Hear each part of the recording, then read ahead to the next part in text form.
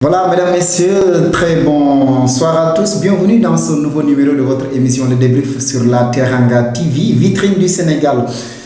Le débrief spécial mondial 2018, vous le savez, la compétition est toujours en cours. De 32, il n'en reste plus que 8 équipes. Il y avait déjà 16 à l'issue de la phase de poule. Et le Sénégal, bien évidemment, est hors course depuis l'issue de cette phase de poule du mondial. Après, bien sûr, sa défaite face à la Colombie, 1-0. À égalité de points parfaite avec l'équipe du Japon. Du nombre de buts inscrits, du nombre de buts marqués. Il a fallu donc recourir pour la première fois dans l'histoire au fair play pour voir donc les Lions être éliminés puisque dévancés à ce niveau par les samouraïs bleus du Japon. Les Lions se sont retrouvés avec 6 cartons jaunes, soit 2 de plus que les Japonais, équivalent donc à notre élimination. Du coup, on se demande si l'objectif a été atteint. La question sera sans doute répondue par Alim Soumaré. Bonsoir d'abord. Bonsoir Jacques, bonsoir amis internautes. Donc c'est une question qui est assez difficile. Donc le bilan, si on peut dire, c'est un semi-échec. Parce que là, compte tenu du fait que le premier match contre la Pologne nous avait suscité beaucoup d'espoir, je pense que c'est... Ensuite, nous avons fait match nul contre le Japon, un match qui était largement à notre portée, pour perdre ensuite contre la Colombie. Et on avait dit que le Sénégal devait éviter de jouer coûte que coûte une finale contre la Colombie. Donc il fallait assurer le second match pour être tranquille pour le second. Le Sénégal a donc passé par d'abord une victoire surprenante d'ailleurs avec la manière contre la Pologne 2-1 avant de faire match nul contre le Japon 2 partout pour avoir mené à 2 reprises au score et puis perdre face à l'équipe de la Colombie. Finalement, quel est le match pour vous qui nous a éliminés? Le Japon ou la Colombie? Moi, je dirais que c'est le Japon qui nous a éliminés pour la simple et bonne raison que tout le monde savait que après le tirage au sort, que le Japon constituait les petits poussés de cette poule-là. Donc il y avait 3 places pour 2, Sénégal, Colombie et Pologne dans le désordre, comme vous voulez. Donc moi je pense à ce match-là, d'autant plus que nous avions pris le match par le bon bout en menant dès le premier quart d'heure. Et il fallait vraiment continuer sur cette pression-là et marquer le deuxième but et surtout gérer le match comme il se devait. Mais malheureusement, après le premier but, il y a un ressort qui s'est brisé. Alors le Japon en a profité pour égaliser. On a repris le dessus. Le Japon est revenu. Donc moi je pense que c'est ce match-là qui nous a vraiment fait très très très mal. Alors c'est peut-être par rapport à la gestion du groupe, nous allons y revenir pour parler aussi des performances des uns et des autres. Mais quand on fait un peu la comparaison, ce que Bruno Metsu avait réussi en 2002, c'est qu'il a eu quand même au moins à assurer un but par match. Au moins, dans chaque match, il a réussi à marquer au moins un but. Et puis, il a réussi à ne pas perdre. Ce que Aliou Cissé a manqué de faire. Oui, c'est ce qu'Aliou Cissé n'a pas réussi.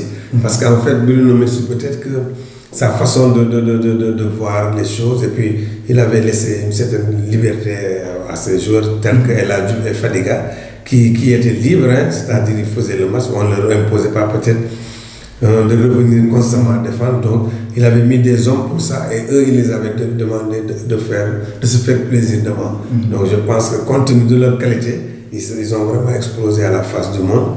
Donc par contre Aliou Cissé, depuis qu'il est à la tête de cette sélection, c'est vrai que le Sénégal ne perd pas beaucoup, le Sénégal n'encaisse pas beaucoup, mais tout le monde avait décrié peut-être sa méthode, sa façon de jouer, parce que on l'avait dit aussi sur ce plateau que pour aller très loin dans ce mondial, il va falloir gagner certains matchs. Et comme le Sénégal ne perd pas mais ne gagne pas aussi, on ne peut pas avec que des matchs et en ne perdant pas qu'on peut aller jusqu'en finale, c'est impossible. Et voilà au finish le bilan, 4 points. Après donc cette victoire sur la Pologne à 3 points, on a eu un seul point contre le Japon et puis 0 point face à la Colombie. En 2002, c'était 5 points. 3 points face à la France et puis 1 point contre le Danemark, 1 contre l'Uruguay. Et puis, quand on regarde aussi les statistiques pour essayer de comparaître, pourtant, on nous a éliminés par carton, alors qu'en 2002, on était encore beaucoup plus agressif. À l'issue de la phase de poule, l'équipe du Sénégal avait récolté 11 cartons jaunes.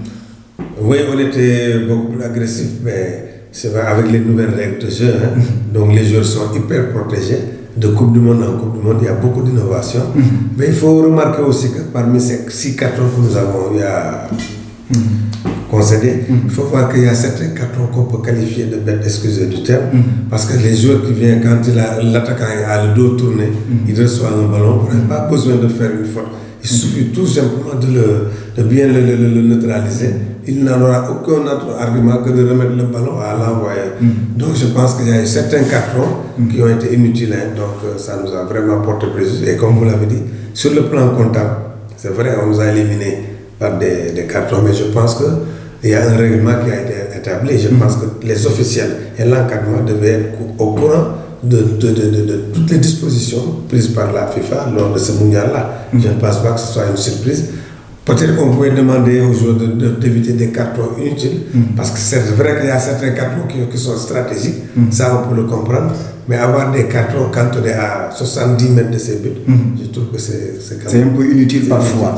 Voilà. Alors, pour revenir aussi sur ce fait, face au Japon, vous l'avez dit, c'était l'équipe à battre à l'issue de ce tirage au sort, mais finalement, c'est cette équipe du Japon qui s'est qualifiée au détriment du Sénégal et de la Pologne. Ils ont joué le coup. Est-ce que le Japon a été tout simplement plus tactique que les autres?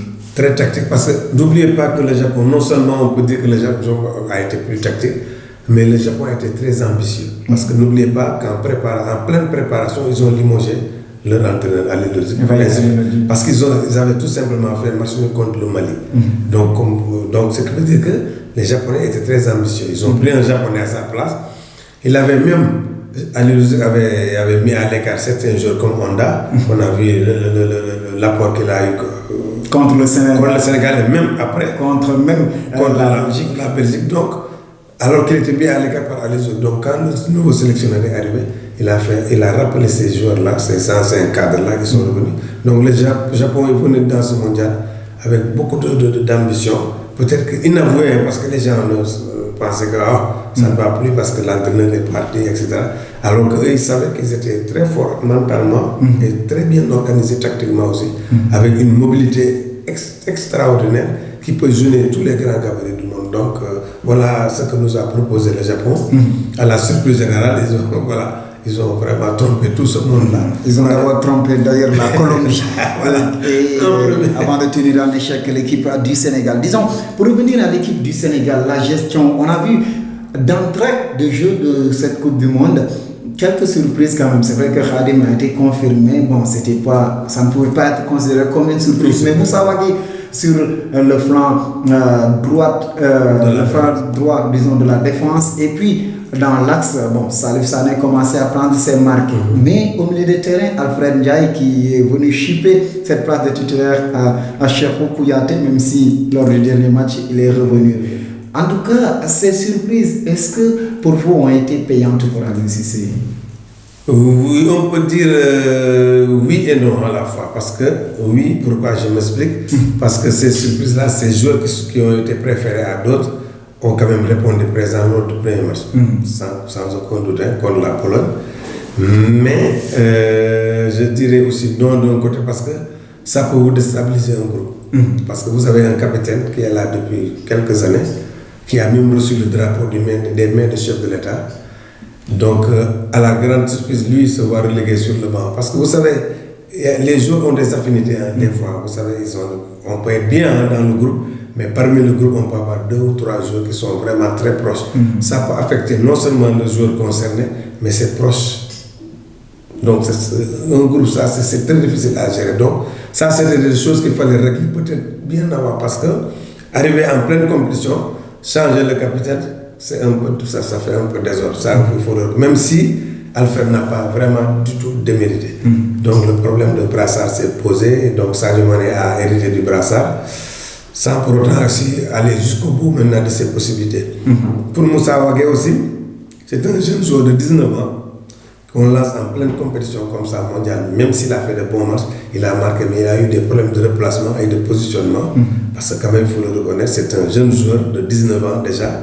Ensuite, qui joue dans un championnat en Belgique moins coté que les grands championnats. Et puis qui a aussi la taille. Et puis la taille et l'envergure. Parce que la preuve, quand on est arrivé à un match couperé, un match où tout le monde considère comme la finale, il a ramené ses donc ça veut dire que même lui, il avait des problèmes de choix et de sélection. Parce que soit il a cédé à la pression nationale, populaire, pour dire que oui, même en cas de problème, on va se partager les torts. Donc moi je pense que là aussi, un entraîneur doit pouvoir mourir avec ses idées, jusqu'au bout. Hein? Parce que si vous changez quelque chose dont vous n'êtes pas sûr vous-même en tant que sélectionneur, il y a un problème. Alors, ces joueurs qui ont été au top dans ce mondial, on peut citer parmi eux Sabali. On peut citer Sabali et Baignan, les deux, et même Moussa Wagué, même Alfred aussi, même si on l'a vu un peu émoussé à la fin de chaque match parce qu'il se donnait beaucoup, mais quand même Sabali, il aurait pu être beaucoup plus excellent s'il était à droite. Parce qu'on a son côté de prédilection, il a dépanné, certes, il est très bon techniquement, mais au haut niveau, quand vous jouez arrière gauche, il y a des ballons qu'il faut centrer en mouvement, c'est-à-dire sans contrôle. Et là, il faut être vraiment en gauche. Ou bien préparer à cela pendant des années. Et on l'a vu, vous avez vu cette Coupe du Monde là, vous regardez toutes les grandes, tous les arrières gauche sont gauche. Et ils le font très bien parce que c'est une exigence de très haut niveau. Quels sont les flops aussi? Les flops, moi je dirais en premier Sadio Mané. Parce que quand même, compte tenu de la saison qu'il a effectuée avec Liverpool, jusqu'en finale, donc il était en forme jusqu'à la finale. Entre la finale et la Coupe du Monde, il ne s'est pas passé quelques semaines, et puis il a bénéficié de quelques jours de repos. Mais là, il aurait vraiment pu porter l'équipe du Sénégal là. Il s'est contenté du minimum syndical, c'est-à-dire, voilà, on me demande de défendre, je vais défendre. Voilà, donc on n'a pas vu le Sadio Mané que tout le monde attendait et dont les défenses adverses avaient une peur bleue. Alors, parmi ces flops, peut-être le gardien de but Khadim Ndiaye. Ah oui, lui aussi, il a été je dirais un grand flop.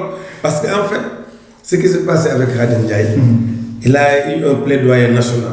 Tout le monde disait qu'il doit être titulaire, etc. Mais là aussi, moi, je vais retourner la faute surtout au préparateur des gardiens. Tony Silva, je m'adresse à lui. Parce que lui, il faut qu'il se rappelle qu'en 2002, il était remplaçant à Monaco. Il est devenu titulaire. Parce que les entraînements des gardiens professionnels, ce n'est pas la même chose avec Orea. Il faut dire les choses telles quelles. Un entraîneur, Abdoulaye Diallo, c'est les remplaçants. Voilà, il joue les matchs de coupe. Il s'entraîne avec l'équipe. Avec l'équipe, et puis 2 ou 3 séances par jour, donc avec des entraînements de dernière.